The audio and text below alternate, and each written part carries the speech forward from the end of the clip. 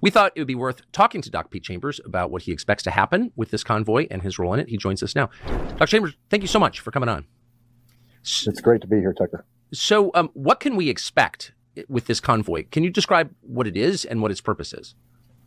Right. This is a peaceful assembly. This is what we do as Americans. This is how we shed light to a subject. This shedding of the light will result in exposing really what an open border policy looks like. Yes. We know we know the problem sets in Texas, but literally I promise you this, that 40 miles north of that border, there will be people that will never have heard of the border problem because they just watch mainstream media.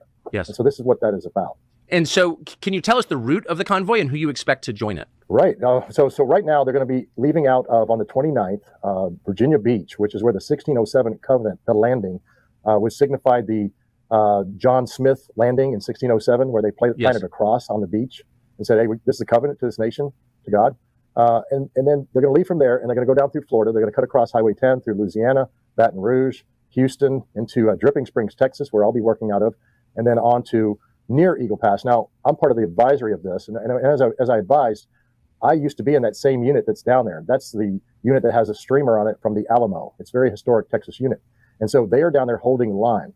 And I know those soldiers. I worked with them. I took care of them as a doctor with Operation Lone Star.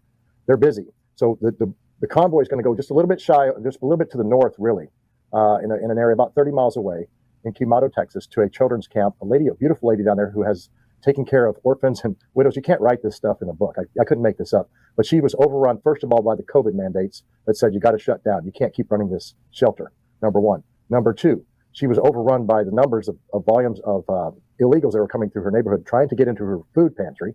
And then number three, the cartels are a significant presence in that area because that is the end point of where they do the end around. So we are looking at the bright, shiny object that is Eagle Pass. That's a bright, shiny object. Look here. The droids that you're not looking for, if you will, are just to the north, right in that location.